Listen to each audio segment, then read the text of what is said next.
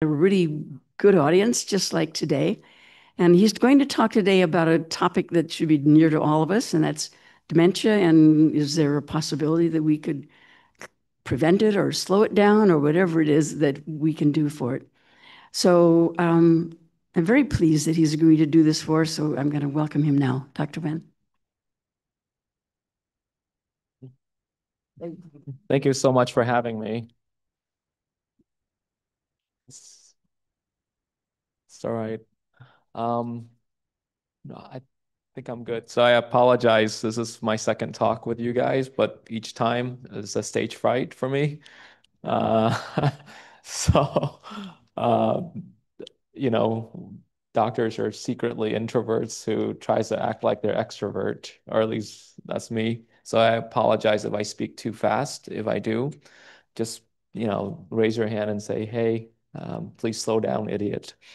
And I do have, I guess, word diarrhea sometimes. So that means saying the wrong things at the wrong time. So please forgive me as well.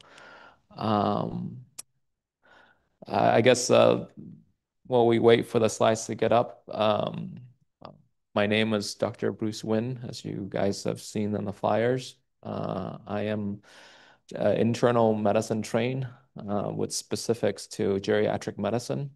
And just like pediatricians, when we're treating our little kiddos on the other opposite spectrum, as we get older, the sciences changes. Our medicine, that we use for our 55 years old are probably not as accurate to assess our 70 years old or 80 years old. So it's always a change.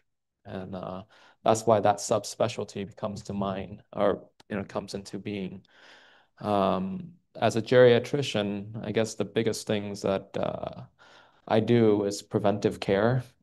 Uh, actually, that should be all primary care doctors is this preventive care medicine, because I would rather see something not happening rather than happen and then try to, sort of be reactive against that.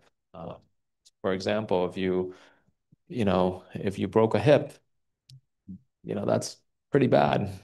Um, and if it's bad enough, you won't walk. So what I try to do is if you're in my office and you start limping, I would ask, hey, how's it going? Uh, Why are we limping? Try to prevent that from happening in the first place.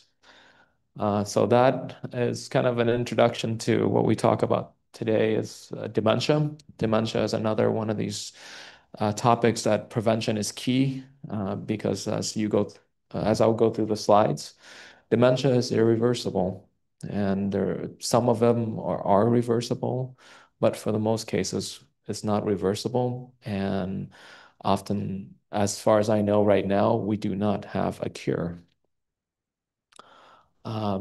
So dementia is basically a decline in cognitive function, in memory, thinking, and social abilities. Those are very busy words. For essentially what it means is that you rely on your cognitive abilities to navigate yourself throughout your life. And when that is impaired, when you're not able to pay your bills, when you're not able to drive, when you're not able to express your thoughts and feelings, that's when we start looking at, sort of dementia or memory changes.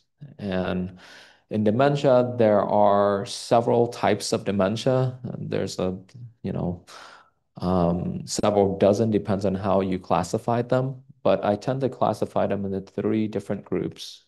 Alzheimer type dementia is basically just, I call it rustings. It's the most common type of memory changes, dementia, uh, and it's degenerative. Number two is vascular dementia, which is like if it's pretty self-explanatory. When, let's say, we have a stroke, our brain cells dies, they don't come back, and this has to do with the vasculatures and of the brain. And then Lewy body dementia is another type of dementia where, similar to Alzheimer type, is caused by a lot of gunk that is in your brain. And over time, it causes, memory changes, your cognitive ability to decline. Uh, Alzheimer type dementia and Lewy body dementia accounts for about 80% of, or the largest percentage of dementia. And then the third is vascular dementia, followed by the other ones, more extremes like prion diseases, where it's actually a protein. It's very interesting. It's a mad cow disease if you guys ever read into that. Uh, this is what I want to highlight with any type of dementia. There are no cure. There are, however, lifestyle changes, sort of preventive measure that if we do it early enough, you perhaps we can start off of the dementia and memory changes. Am I moving too fast for you guys? Okay. So why prevention matters? Earlier, I said that I alluded to that dementia is kind of inevitable, whereas we're all going to get them sooner or later. And this is the statistics that I always sort of tell patients. At the age of 65, there's about 5% of us that has dementia, whether we know it or not. And that number increased uh, by doubling every 5 years. So if you're at 70 years old, there's about a 10% probability that one of us would have dementia. If 10 of your friends, one of your friends might have dementia, whether we know it or not. So by the time we reach 80 years old, about 35 to 45% of us would have dementia at some form or another, whether we know it or not. That, and so if you give that in context, every day, right now, there are 12,000 people that are retiring, reaching the age of 65. And so if you can imagine, this is going to go on for about the next 15 years. And if that's 15 years from now, the cohort that have retired right now, about half of them may have dementia. Now, what worries me is that in dementia, it's not like any other medical illnesses. It affects all facets of life. If you have dementia, can you really take your care of your own medication? Can you cook for yourself? Can you drive yourself? Can you manage your own finance? It goes all the way down to can you even feed yourself? How are we going to do all of that if we have memory change and if there are so many people that would have them at their later part in life? And mind you, at the age of 80, the average life expectancy for an average American is around 79 to 80 years old. So that's a lot. And, so one can be ignorant and say, hey, if I can't really make my own, pay my own bills and such, then I can always have somebody else manage it for me. Someone else can always take me to my doctor's office. Someone can always cook for me. Well, I don't know if that's reality.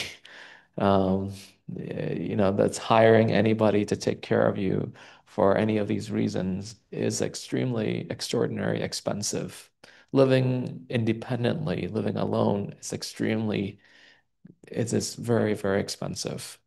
And because of how expensive it is, people then move to an adult apartment complex, a senior living community where, resources are pooled together. Perhaps we may have a kitchen, perhaps we have a nurse that's on staff for, just basic questions, all the way up to assisted living and then memory care at the very end where dementia, when it's at the end stage, we're not even able to feed ourselves.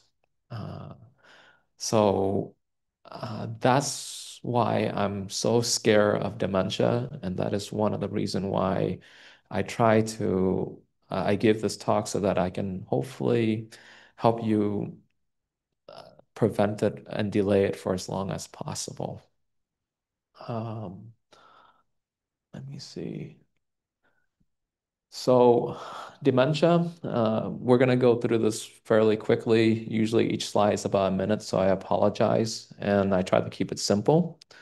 But then afterward, I try to have as much time as possible so that you can have questions, because I think that's where the real value of my talk is about. There are, in dementia, there are modifiable factors, and then there are non-modifiable factors, things that you can't really do. You can't change your age, unfortunately, unless we have a time machine. That's not possible. We can't change our family. We don't choose our mom and dad. And of course, that goes along with genetics. Um, there are a lot of modifiable factors in memory, though.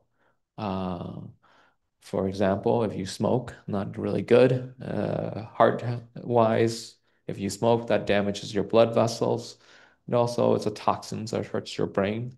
Inactivity, not able to move a lot, that has an effect on your memory as well as chronic health conditions such as hypertension, diabetes, and obesity. These are the top three modifiable risks. So if you can optimize all of these three here, the chronic medical illnesses, and then stop these, reverse these two up here, you're going to be in a lot better shape than most other people. You perhaps be on the other 50% of the people who don't have dementia at the age of 80. Uh, Depression, hearing loss, isolation, alcohol, these are all additional factors. And yes, hearing loss is very interesting, and I can talk to you more about it, but um, it's I don't quite understand the pathophysiology of hearing loss, but as you get older, you have hearing loss, and that actually affects your memory. Uh, yes. Uh, Staying physically fit is key here. Staying physically fit means maintaining a healthier weight. It's for all-cause mortality. When you're a better fit person, it improves all aspect of your health. In this case, within the context of heart and within context of the brain and physiology, it improves blood flow and decreases inflammation. So it's what I call vascular plasticity. It's a very fancy word for just saying that when your artery gets exercised, uh, it becomes a lot it helps the blood flow. I guess that's the easiest way to put it. And in doing so, improve the vascular in the brain. So how do you exercise your arteries? By doing about 150 minutes of moderate aerobic exercise per week. So how does that translate to reality? So every day, or at least 150 minutes a week, you gotta work out until your heart rate is about 120 to 130 beats per minute, and then continue that for 100, for maybe 15 minutes a day. And why do I use heartbeat? The reason is that every time your heart beats, your arteries contract and expand, and that's how they exercise. So if your heart beats at 120 beats per minute, um, that's 120 times a minute that it expands and contracts. There is a lot of caveat to that, though. So just so you know, some of us are on medication for heart to suppress the heart rate and such. So I don't, and for some of us, that's not realistic. So the better realistic answer would then be work out until you have a light sweat, or until you can talk, but you can't sing a song, but you can talk without having shortness of breath. And you maybe a light sweat, like something like on your armpits, or sweating on your forehead. That's how you know that you've reached moderate intensity exercise and exercising those arteries to the level where it becomes beneficial. These are just a few examples that I like. Walking is always good. So if you briskly walk, if you have short distance, you may walk faster. If you want to walk longer distance, maybe pick a hill, walk up the hill. These are just to challenge your body to start to produce that sweating. Uh, if you can't walk because of knee pain, because of maybe lung concerns, swimming might be a better option. I always think that swimming is everybody should have a swimming pool because it removes the gravity component um, of where the knee joints gets affected. So if you have bone on bone knee joints, then swimming, pool walking is probably better. In fact, if you want to lose weight, all you have to do is just to do maybe 10 to 15 minutes of pool walking a day, and I guarantee you your life would change. So that's easy as that is an easy hack. Yoga is another form if you can do it. Stretching, increased flexibilities and stamina, and but that's you have to find the right place. You might need to pay more. So those are just examples here. So physical health is big. Managing chronic health condition is another big factors in dementia. This is an area where there's a lot of good that we can do to um, limit or risk for dementia. I just list the top few here. So blood pressures is important. Higher blood pressure, higher risk for stroke, period. So those brain cells, once they're gone, they're not coming back. Uh, Cholesterol, yes, you do need to take a statin, depending on who you are. For the majority of us who have high blood pressure, we should probably be on a statin of some sort. There's a lot of, I guess, as of right now, there's a lot of misconception about statins. So if some of you guys have questions, I can talk to you more about it. But essentially, the thought is that statin causes dementia. And what I'm saying is that you probably have dementia from other causes before that medication can actually have the side effects that you'll see. So, diabetes, super important. Maintaining a good blood sugar consistently is key. So, if you're a diabetic, your A1C should, depending on your age range, probably be less than 7.5%.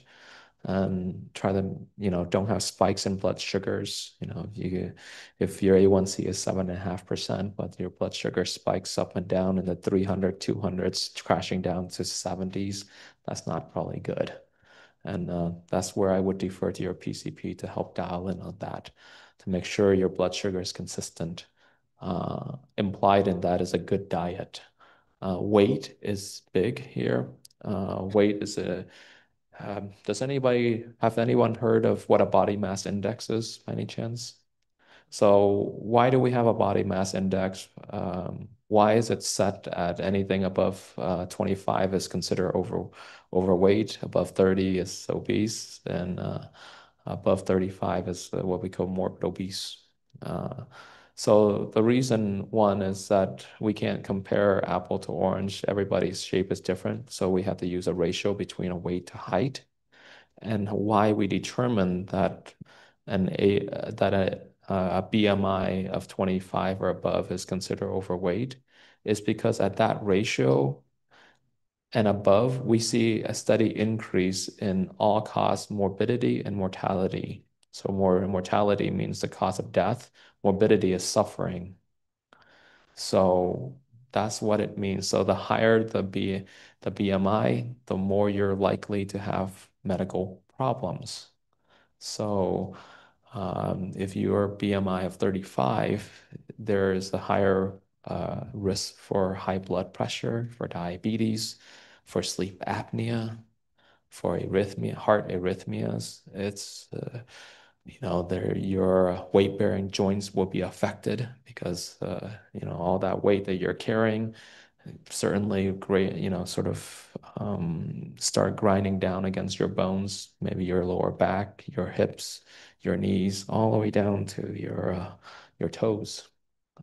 So that plays a big role in mental health because if I'll just give you a good example is that if you are BMI of 35 and you have weight-bearing joint arthritis, it may mean that you're not able to participate in, exercising, uh, going on a hike with your family, your friends. So if you can't exercise, you can't do the 150 minutes of exercise that is recommended for cardiovascular health, for vascular plasticity.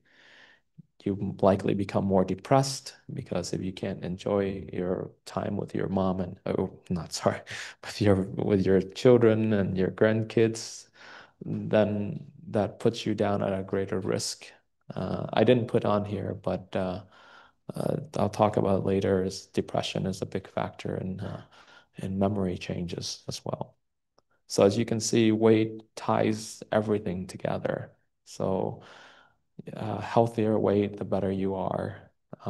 Not too low, not too high, sort of the Goldilocks zone. And I'll defer to your PCP to determine that because there's a lot of variation. Heart health. Ooh, heart health is brain health, and it's for that reason. If you have a good pump here, good vasculature, that would protect the brain because brain needs oxygen. If you don't have good oxygen, those brain cells will slowly degrade, and once they die, they don't come back. So, along with heart health, you gotta eat healthy. That's how you lose weight. That's how you actually, um, improve your cardiovascular function and such. So, if you want to lose weight and eat healthy, the Mediterranean type of diet is what is recommended. It's by no means the only diet, but it's the one that is most readily or culturally closest to our American diet. Where if you has any one of you guys ever been to Europe, Cyprus, Italy, or any one of those Mediterranean, Greece? So I'm not, if you remember any of their culinary delights, they'll eat more of vegetables and fruits, olives, tomatoes, cheese. And then when they do eat, so lots of fruit, lots of vegetables. When they do eat meats, it's mostly the fish variety. They don't eat a lot of red meats. They don't eat a lot of chickens. So that's how they stay healthy is by eating a lot of the stuff that's around them, fruits, vegetables, and then, fish from the oceans. And that's how they become really healthy. There are other diets out there. If you are, I can't speak, so if Asians, for example, I'm from Vietnam, so we have a diet that's rich in fruits and vegetables, some carbohydrates and some fish and some meats, but they're not very much. We use meat as more of an ingredient rather than the main dish. So main dish here is like a big piece of steak. We use our meat in Asia in Vietnam as a seasoning. So you may have a small piece of steak that is well mixed into a lot of vegetables. That's how. And then there are other cultures with different, sort of diet, but all of them, if you follow it directly, they're very healthy. Uh, Avoid processed food, red meat, and sugar. This is what essentially is our American diet right now. It is not healthy. And there's nothing natural about it. When two-thirds of Americans are overweight or obese, that's their food industry. That's our food that we're eating. It's not healthy. So a lot of that comes from processed food. The more processed food you eat, the more unhealthy it is, the more you gain weight. For example, um, if any one of you guys like Coca-Cola, that's me. I've been addicted to that thing since college days, and I'm trying to get rid of it. But it is one of the most highly addictive and highly processed food that you can think of, not to mention it's not healthy. Because what they do is that they take sugar first, they take sugar cane, or they take corn and then they transform it into some sort of pure granulated sugar, and then they pour water, they add some more salt, and then they carbonate it. And then through the process, what you look at in the final product is nothing like the original. So that's why it's unhealthy. And for a lot of other reasons that I won't go into, but it does a lot of damage to your cardiovascular function.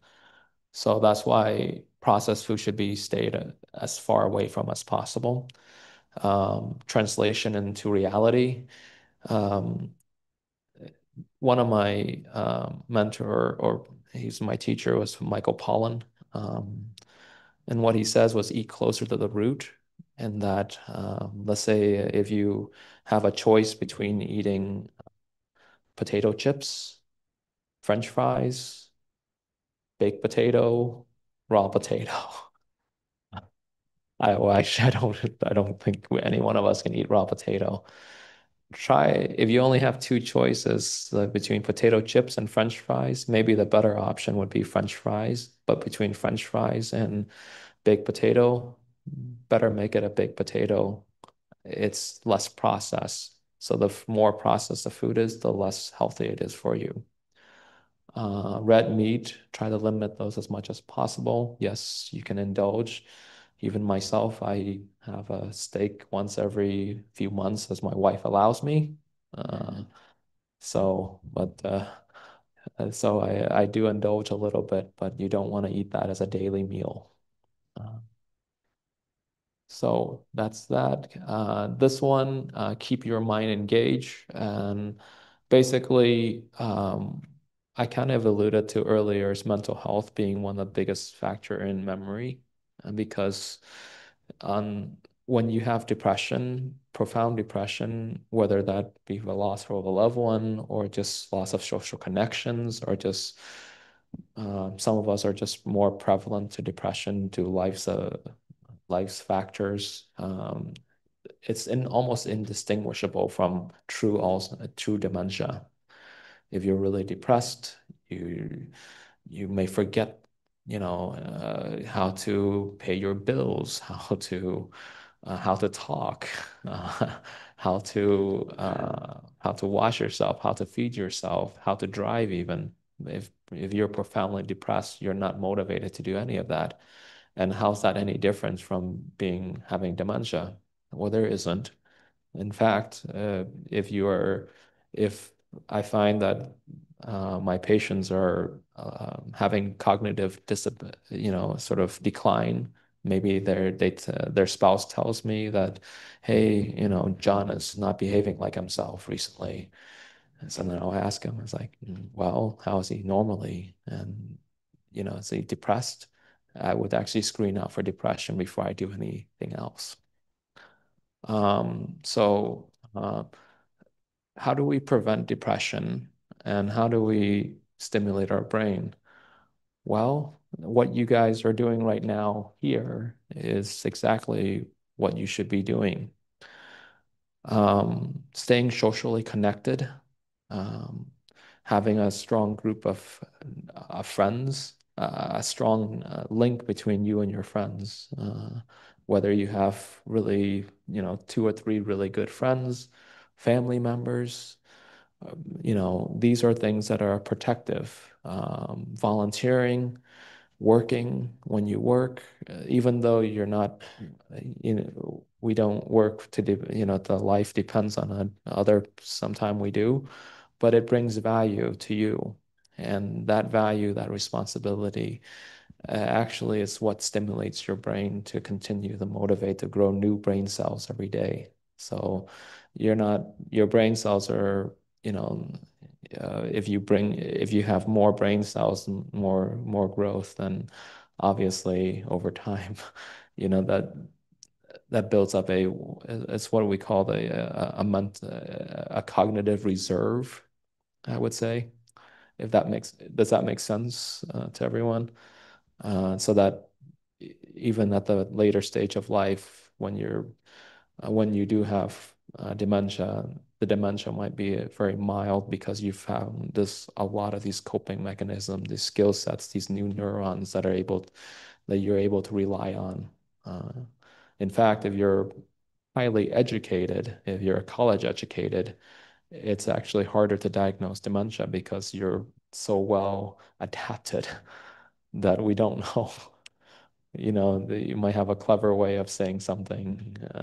Someone asks you, what's your name? And it's like, I don't know, but they all call me Fun, you know? And so that's a quirky sort of answer, but belies that he probably don't know his name, but because he or she's able to think of these one-liners that just people just like, oh yeah, look, he's normal to me. That's what we call, sort of cognitive reserve. Uh, activities that increase your cognitive reserves, of course, if you're volunteering, if you're working, reading, puzzles, music, learning a new skills, new languages, these are all good things. So if you guys like to travel, sign up for a language class or some, or, read this history, and then go. You'll get a richer experience, but then you you get the benefit of new brain cells. Um, I know I my wife is from China, and I don't speak Chinese. I was never, I'm not a Chinese a native speaker, but I learn as much as I can. And every time I go back to the country, I try to speak Chinese as much as I can, Mandarin Chinese. Uh, and so now I think I speak four languages now. Uh, so English, Vietnamese, Mandarin, and Spanish. Um, so it's possible to learn as many languages as you can, especially if you have the ability and the time to do it. And then when you travel there, you can understand more of the cultures and such. Learning new skills. So, if you've never draw before, maybe it's time to start drawing. If you never gardened before, maybe it's a good time to try. Um, Never gone fishing before, good time to go fishing. Don't do the extreme sport that you can hurt yourself, of course. Like I wouldn't recommend, rock climbing and such, but if you can do it, more power to you. Uh, So this is, again, it's some of these slides are repetitive and I apologize, but staying socially connected is really key here in many parts. Um, Staying connected means having close friends, people you can rely on. If you're sad, you can call a friend to hang out with you. It prevents loneliness and depression. These are two of the biggest factors in memory changes, cognitive decline. And we're understanding more and more of loneliness. We had a natural experiment. I'm not sure if you heard of COVID-19 lockdown. Uh, so a lot of the studies are now, sort of coming to term with that we were isolated for so long. How does that affect our memory? So I anticipate that there will probably be a spike in dementia in the coming next few years because of that. And,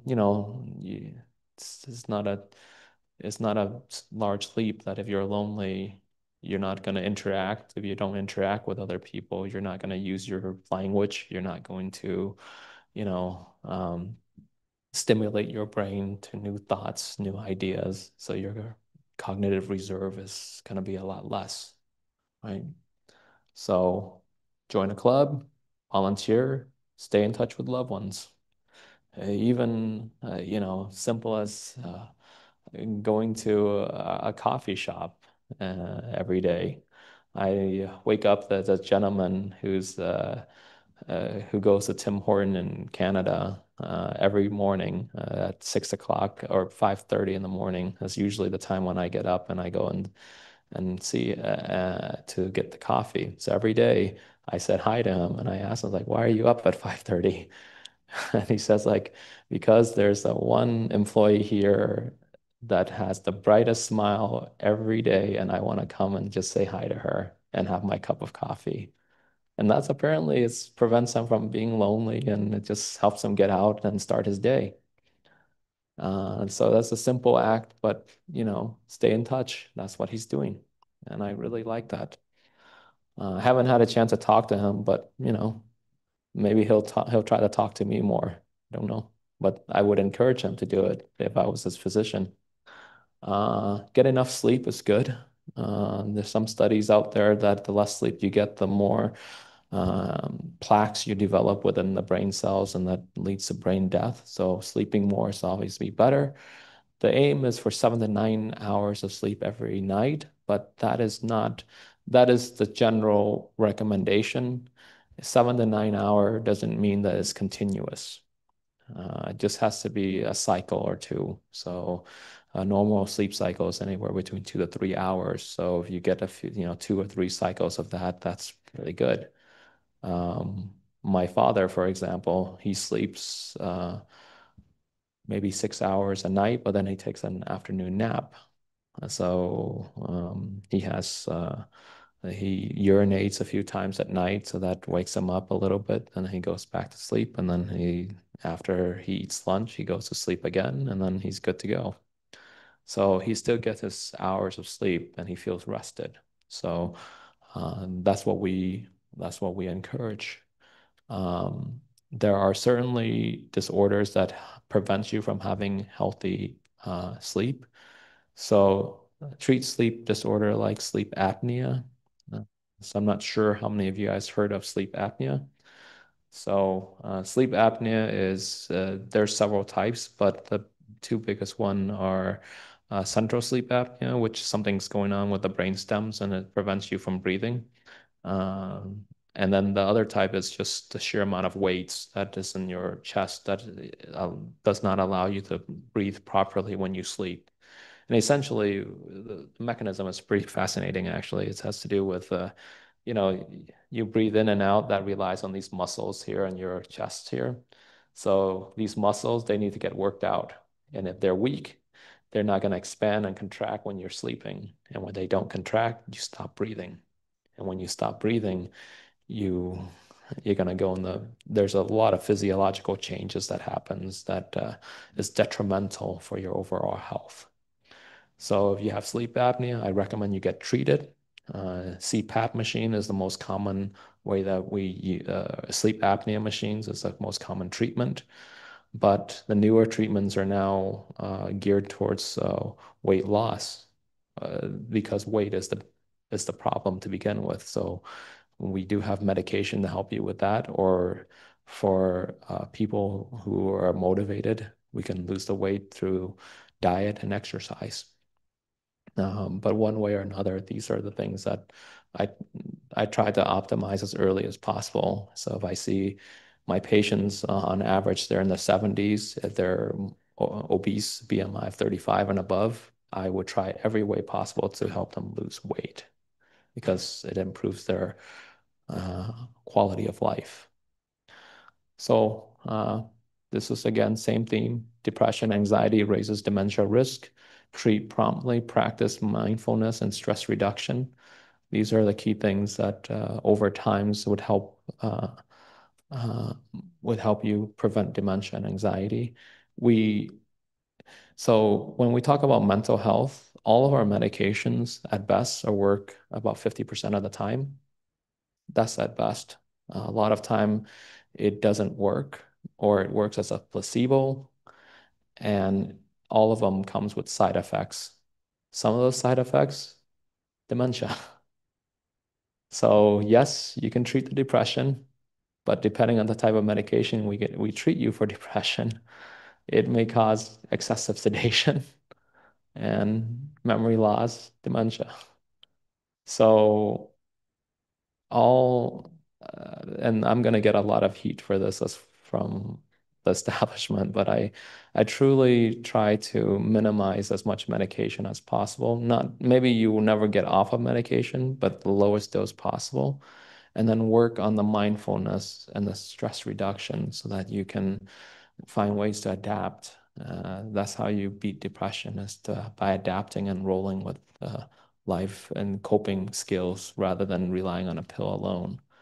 And so that's that would be that. Uh, one, just going back here, one thing about anxiety that I see a lot in my practice is that for a patient with anxiety, some of um, older, the newer studies have found that benzodiazepine and similar medications are not very effective anymore. So as you get older, these medications, if you are using them, we should probably think about weaning them down because they do increase dementia by quite a lot. So, and that goes to for sleep aid as well. So if you take any sleep aid, it tends to all sleep aids are does one thing, and that's to sedate. And sedation is, it numbs the brain. So any medication that numbs the brain can have memory changes because it numbs the brain. Does that make sense, I guess? Yes. Oh, benzodiazepine is just a general family class of medicine. Clonazepam, alazopram, um, um, those are the two or three most commons, but prams. Um, so benzodiazepine, Valium, I guess is some of you guys might heard of, is mommy's little helper when you're in your 30s and you just are very highly anxious. You take a pill. Well, we don't do that anymore. We should not use it for that anymore. So, yes.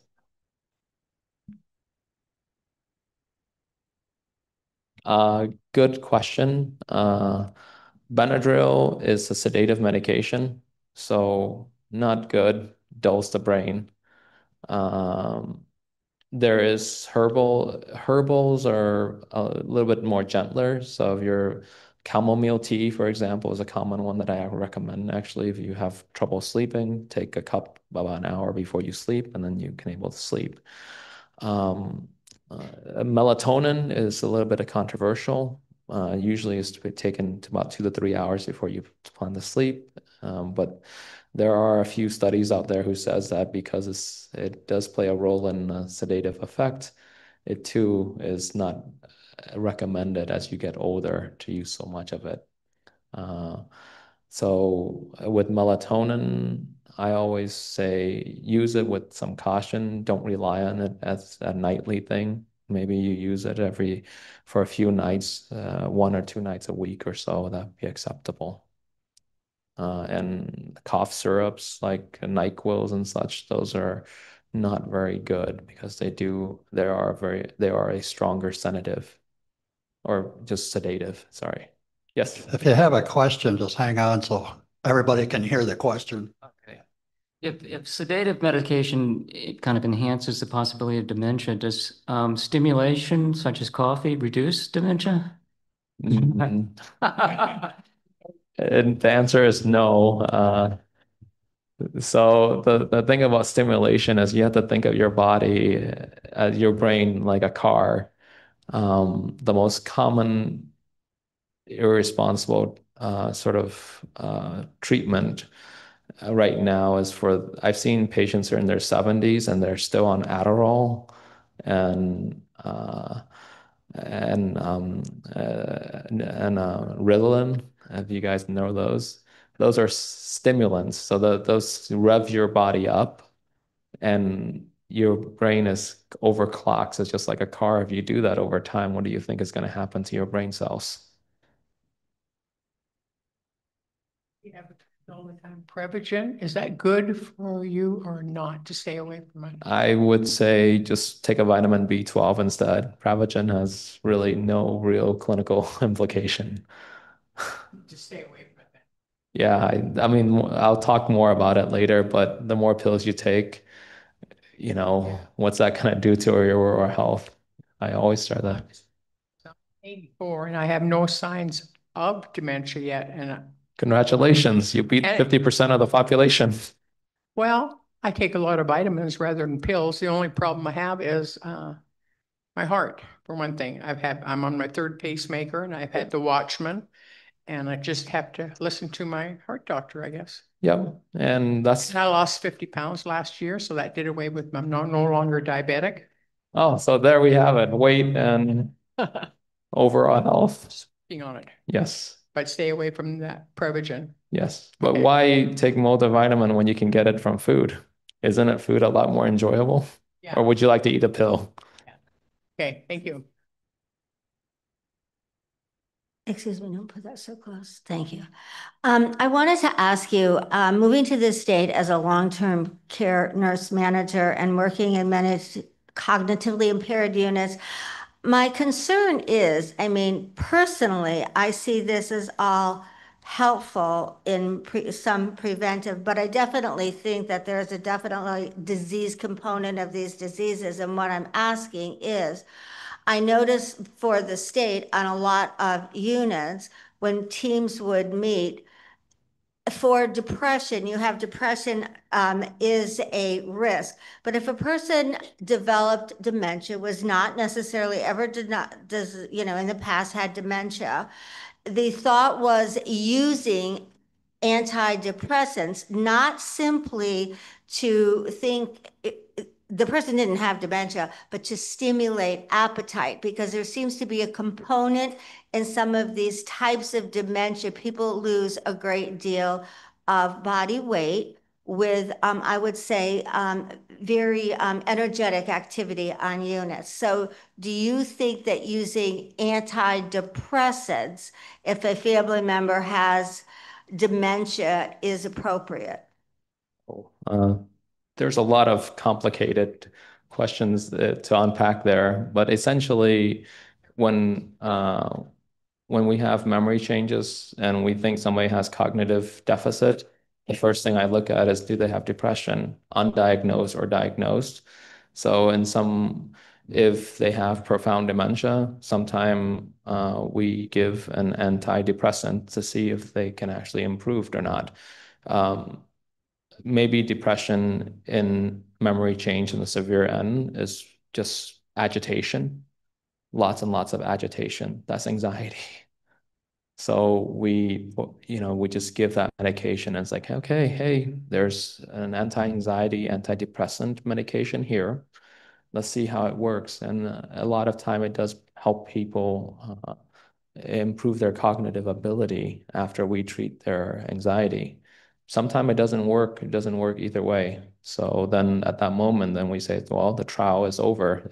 He does not have, or he or she does not have dementia or have anxiety or depression. So do we really need this medication? And then that's when I start weaning patients down on them. To answer your question about eating and dementia. So I didn't do this right. I didn't state this explicitly. And this is what I tell my patients when somebody has dementia. I tell their family is that dementia is essentially aging backward. So, just think about how your grandchildren's are at different stages of life. So if they are a baby, they are completely dependent on their mom and dad. Their mom is specifically to feed them, to change their diapers, to hold them, rock them to sleep. As they get older, they start walking. They fall at first, and then they get on their steady feet. They start running. They start riding their bike. They start doing complex math at the age of 10, 16 years old. They're hormonally and raging, and then they go out. They start driving. And then, all the way up into your 20s where you're functional after the age of 18. So in dementia is kind of like aging backward in a way where, where are we? Where are we? Are we like a 10-year-old where we know what's going on? Were we able to tell, everyone what we want, but we can't really cook for ourselves. We can't really stay at home by ourselves because we don't know when to call 911, for example. I mean, and then as you age backward further, in the severe cases of dementia, you're not able to cook for yourself. You're not able to walk. You may not be able to talk even. to feed yourself. These are in the severe stages. And at the very end stage, you're more like a 1-year-old where you lost the ability to talk, you lose the ability to walk, you lose the ability to control your bowel and bladder. And the only thing you do is you cry because you're scared, because you don't have any memory of what's going on, but you do know that you're in a strange place. And that's kind of what a baby is. They cry because they're insecure. So that's kind of how dementia works. So it's because of that, when they're at the age, when they're at later stages, when they forget to eat, sometimes we give them medication to help stimulate their diet, but their appetite. But at that point, I would actually think about sort of palliative hospice care, because they're not long. If they don't eat, they're not long for this world. Sorry, that's a long answer, but you asked a very complicated question. Thank you that you mentioned palliative hospice care instead of continuing the process. So thank you for mentioning that. Oh. I was just wondering if you might have some recommendations for how people handle the discomfort and sometimes physical unease of having arthritis. I would imagine most of us are looking at arthritis if we don't already have it. So arthritic pain has multiple etiologies. There's multiple causes of them, but when we are in the context of weight-bearing joint arthritis, where the more weight we carry, the more sort of degenerative changes to our joints. There are medications that we can try initially, then there's injections, and then at the ultimate end, there's a surgical approach or non-surgical approach. Surgery is kind of a 50-50 and whether it works or not in terms of your weight-bearing joint pain. 50% of the time it works, the other 50%, it leaves you the same spot as where you were before the surgery or worse. So it's at this point, well, I'll just say it, I have to manage your expectation. So there's no going around that. Pain is just part of life, it's necessary, and pain tells you when to do something and when not to do something. So you mentioned there are things that we shouldn't take because they aggravate dementia. Is there an over-counter or something that you would recommend for the discomfort, or should we just grin and bear it? So the answer is you have to adapt. If you're talking about pain management to help with joints, that's different topic. But pain management alone is not the key answer here, because again, if you're walking and you're in pain, it means that your joint is really stressing and you should not do as much. That's just physiology telling you. So sometimes I can mask the pain, but in masking the pain, what you do is that allows you to walk maybe further, but in doing so, you'll damage your joints even more. So that's where that comes from. Now, if we're talking about dementias and how that relates to, sort of social connection and ability to do things, maybe walking with your loved ones, there are a few modifiable factors that you can do, like weight loss, maintaining a healthy weight, stretching every day to prevent your ligaments and tendons from getting stiffed and maybe torn. These are the things that you can do to prevent that. Thank you. Yes. Going back to the diet, you mentioned why take vitamins when you can eat your vitamins basically. Yes. That makes perfect sense. But I've read that because of that eating organic is so much more important than non-organic, because non-organic, the land is often stripped of its nourishments. And so the food that grows on it is like, I don't know, 30% less nutritious than it once was. But if you eat organic, then there are criteria that has to be maintained to keep the soil rich and therefore the food that's produced rich. So I'm just putting in a plug for eating organic. So I would rather, in my opinion, as a nutritionist in my former life, uh, a anything or any vegetables and fruit is better than a pill. And yes, if you have that ability, then yes, you can eat organic, but I would just be happy if you're eating anything vegetable or more plant-based. Yes. Is there any agreement clinically on what causes these brain cells to shut down as you get older? Is it like reduced blood flow, chemical deposits, plaque buildup? Yes. I mean, science is growing every day in this field, but essentially the top two causes of dementias, Alzheimer type dementia and Lewy body type of dementias, are all caused by excessive proteins that were malformed, and they just accumulate within the neurons, and over time they can't, because they can't clear it, then they just die. So that's what happens. There are newer medications that are trying to limit this buildup, and it's like $50,000 a year or something like that, the cost for minor changes. So it's an active field. Other types of dementias are like vascular dementia, where if you have a stroke, that is defined as a type of vascular dementia that will kill your brain cells. So we have to optimize our cardiovascular risk. So exercise, weight loss.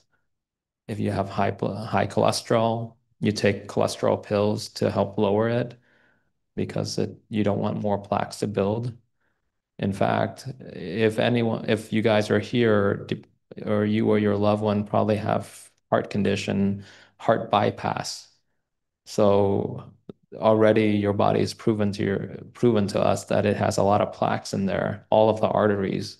You getting the heart arteries replaced or changed or stent, what do you think is in the brain? Same. So because of that, there's a lot of parallels. If you have a stroke and a heart attack, we use the same medicine actually to prevent the next one. Yes. I'm sorry, I can't. Exists. I'm sorry. Once the diagnosis exists, what's the treatment plan going forward? For dementia? For dementia, correct.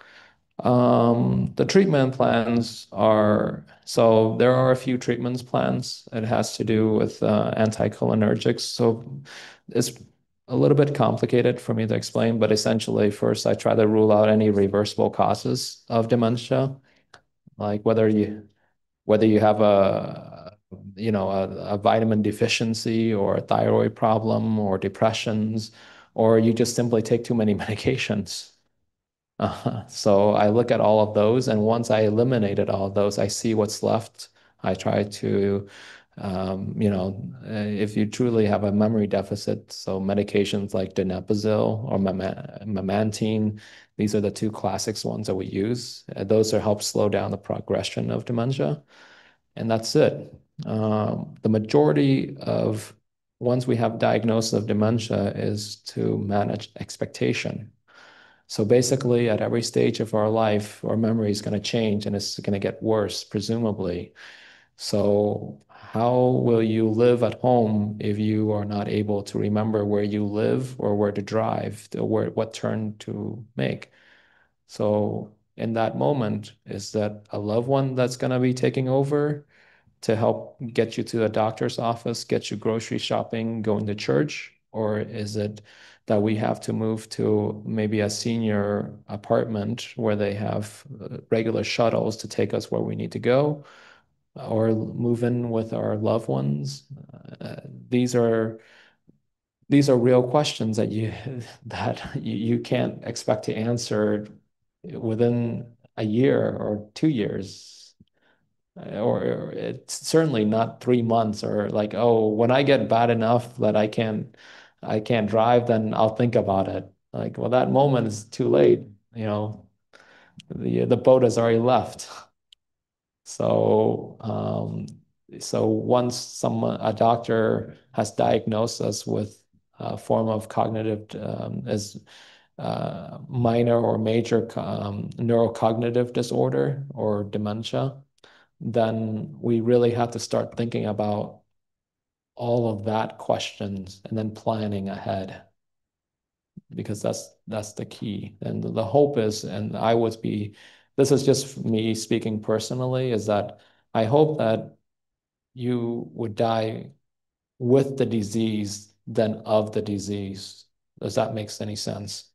So my hope is that yes, you may have some mild cognitive decline and you're 85.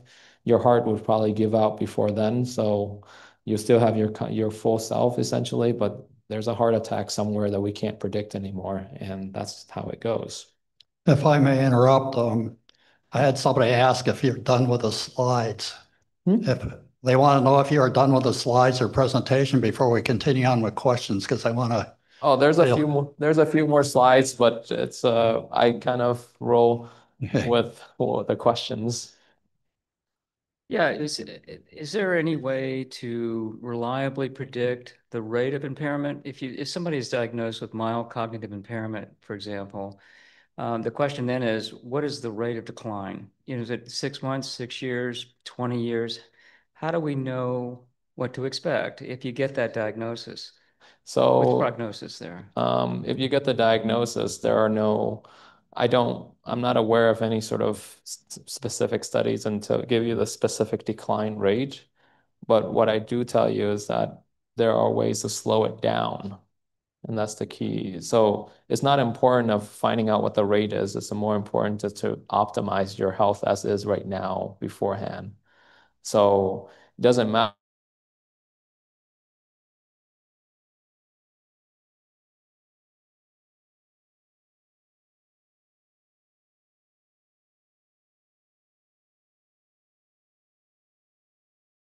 Matter. So what matters is that if you, for example, have sleep apnea, let me treat your sleep apnea first, and then maybe that would help slow it down. And over aggregate, it may help 5% if I treat your sleep apnea. If I treat your depression, it may be another 5% improvement in your overall cognitive ability. And so these small things that I do every day helps. If I have more friends around and I'm more happy, then that's another few points. The joke is that I always like patients who have dementia, who have no idea of who they are, but they're completely happy. I mean, like every day you wake up happy, and it's like, well, what more can you ask for? I hope that answers your question. Yes. Very good, actually. Other questions? Can I? Yes. I recently read an article that said that human brain begins to shrink at age 40.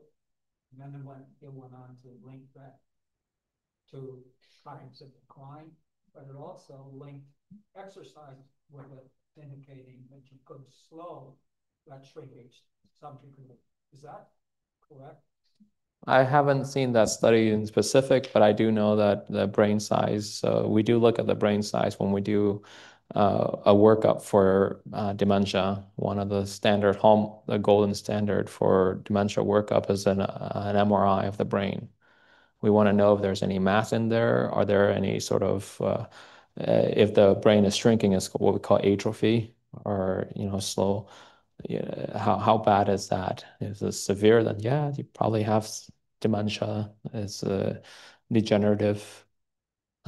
Sometimes we don't have it, but exercising is always good because no matter what, you need blood supplies that goes to the brain. Don't have blood supply, don't have brain cells. Keeps things simple. hoping I might ask you this, not to put you on the spot, but I was very impressed with what you said about palliative hospice, as well as answering this gentleman's question, because what I heard you say was this, that the quality of life the person may have, you would not judge it as and I would have to say in other nations, and I would have to say Canada, it's very disturbing to me that with some of the diagnosis of women I talked to last, because they said she had X, Y, and Z, she was allowed to make a choice in terminating her own life. So I'm hoping that you might be, sir, on the side of thinking that you can manage the disease well as best you can without thinking that dementia is a cause for considering termination of a person's life. Yeah, that's a very sensitive social and medical problem. But essentially, for me, I always defer to patients and what their wishes are. Uh, and one of the key things that I know this is a little bit off topic, but when we see someone who is having neurocognitive decline, we always ask what your wishes are.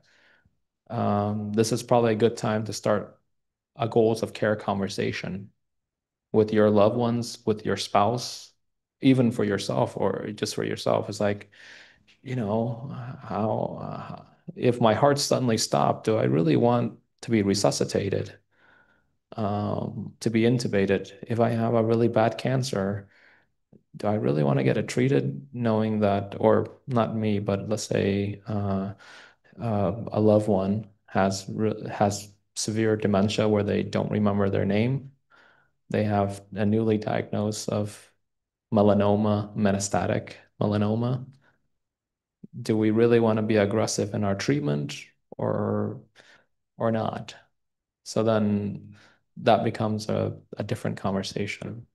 And of course, there are other disease process like that does cause, Parkinson's is one of them. Parkinson's is a movement disorder of the brain, and at the later stages has dementia. So whether someone wants to live with the disease and knowing that they have dementia versus ending their life early is an intensely personal question, and that, multiple conversations, of course. Can we, I understand there are several more slides Yes. left, and the questions are important, but maybe we'll wait till the end to Yes, I think thanks. I'm over time too. Yeah. So things that you shouldn't do. I do think smoking is stupid, and I apologize for saying that because you're just putting poison in your body. So don't do it. Don't start smoking if you are. If you start, smoking on the bridge, I'll report you. So limit alcohol. So the answer now is, the standard when you always hear is like 2 drinks a day or less is actually good for heart. Not so much anymore. Any drink is not good. So the thing you have to remember about alcohol is that you may be fine drinking a 6-pack a day when you're in your college, when you have a healthy liver. You do not have a 20-year-old liver anymore. And so if you're 84 and you still think that you can drink a 6-pack, think about digging your grave as well. That is toxic. So don't do it. Over medication is a big thing. As this is one of the area where geriatric medicine shines, is that we try to remove as much medication as possible. Polypharmacy is defined by taking any more than 5 to 7 pills at any given day. Doesn't matter if it's a vitamin or a heart medication or other medications. So more than 5, you put in that bag of yours and that's in your gut. We don't actually know what it does. So the more it is, the more complex interaction it has and the more problem it has. So I would always invite you to talk to your PCP. It's like, okay, can you tell me what each of these medications do for me? And then which one can I reduce or can we limit if possible? If they say, nope, everything is good, then This one is for your heart. This one is for your diabetes. This one is for your blood pressure. Great. We keep them because we know what it is, and we try to limit them when we can, when we don't know what it is, or when it has serves no benefits. So that's kind of polypharmacy for me. And of course, that answers some of your question is should I take more vitamins? The answer is no, unless your doctor tells you to. You shouldn't be on 12 different types of vitamins a day. That's just, better just give that money to me or your grandson or your grandkids. Yes, you're wasting money. So lastly here, this is understated, but prevent brain injury.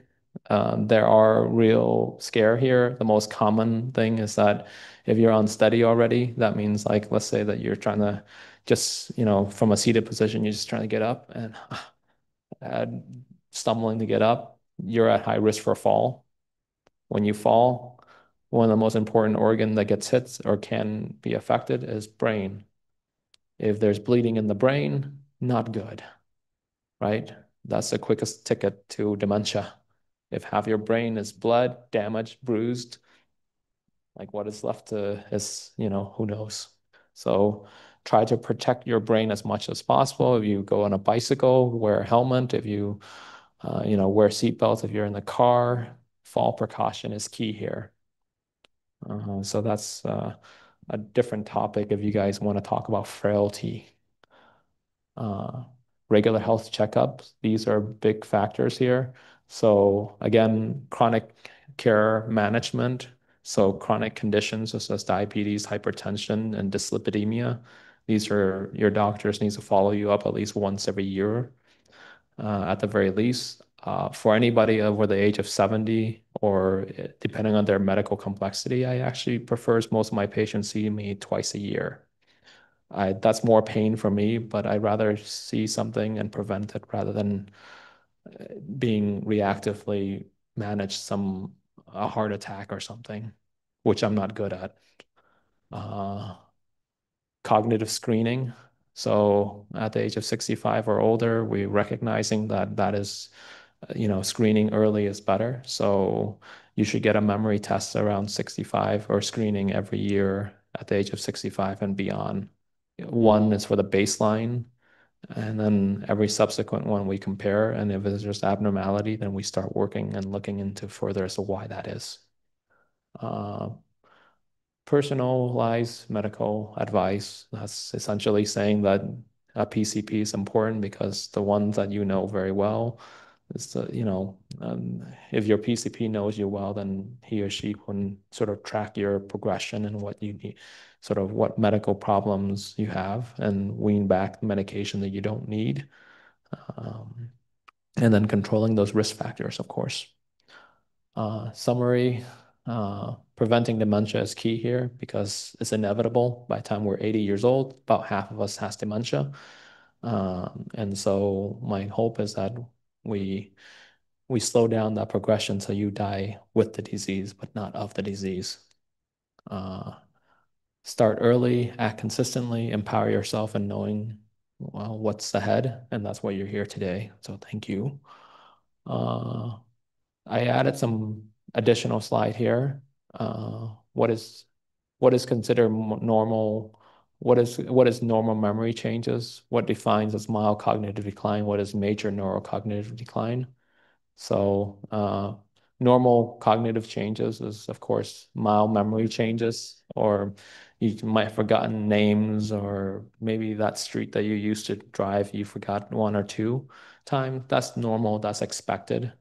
We start looking at more of a sort of memory decline when there are multiple episodes of this, more of a pattern that you know, for example, I have gentlemen who consistently forget to lock his doors and turning off the stove. Or I have another patients who forget to take his medication. This person has diabetes that's well controlled all these years, and all of a sudden within that last year or so, her blood sugars start trending up. And I wonder why. So if it turns out that we just forget to take our medication on a regular basis, well, the problem is not the medication for diabetes. The problem is to take the medication in the first place. So then we do the workup. So that's when we have sort of a dementia. And dementia is defined as that, is when you have a decline in your cognitive abilities, plus it affects your daily living. So whether that be driving or managing your finances or taking your pills. So here, learning new knowledge is always difficult, but it's doable. So you can always grow your brain. And this is what I just kind of showed you there. This is what I just said. So this, let me see here. Oh, this to answer your question about the rate, about 9.4 to 13 people out of every 1,000 people who have mild cognitive disorder that gets converted to Alzheimer's dementia. It's a fun statistic, but it makes no difference if you're that 1 in 1,000. So questions? Yes, sir. Yes.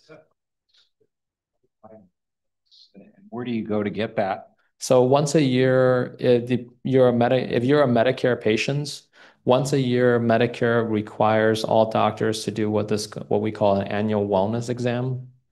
And part of that annual wellness exam includes a memory screening questions. So they should do them at least once a year.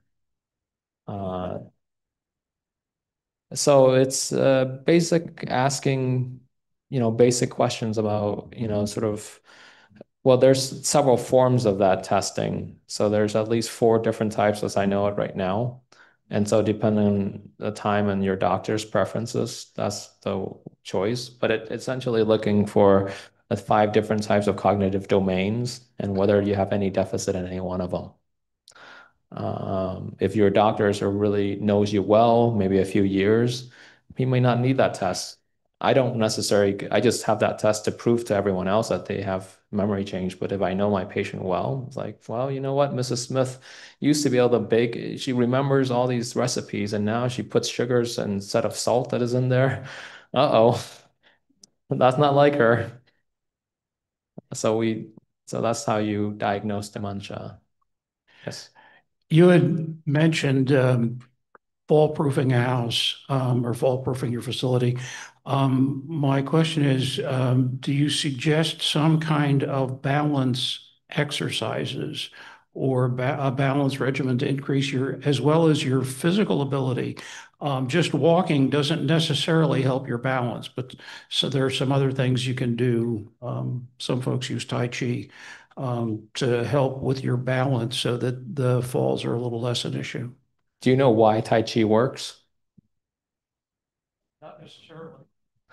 So the reason Tai Chi works is mindfulness. So basically, you have to think about your steps and continually to do so as you become more and more fragile, I would say. So if there's unsteadiness on your gait, then you really have to be mindful of where your next steps is and your surrounding.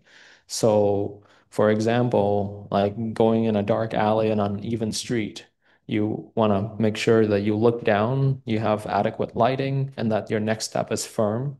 You don't want to step on, for example, black ice. Okay, it's black, it's shiny, it's about, 2 degrees outside. Not a good idea to step on that black ice there. You're going to fall. So that is an exercise that you got to do every day. And that's what Tai Chi, in a way, to help you to do that is by being mindfulness of where your next step is. And it trains you if you do that every day. But you don't need to do Tai Chi. You just have to, remind yourself. And whatever exercise, however we do that, uh, it's up, it's up to your creativity. Yes. Maybe that could be any. Would word search be the same as doing a puzzle? Say that again, I'm sorry. Would word search be the same as doing a puzzle? Yes, anything that would challenge your brain to learn something new. And to learn something new is going to be a little bit painful, that's what you need. Just like when you work out, you get sore at the end of the day, you got to somehow get your mind to think that it hurts a little bit. So learning a new language, that's as hard as it gets.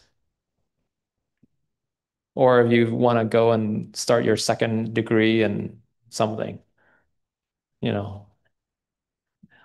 Any other questions? So I apologize for my slow talk and sort of nervous. Don't apologize. That's the topic, and there's a lot of questions.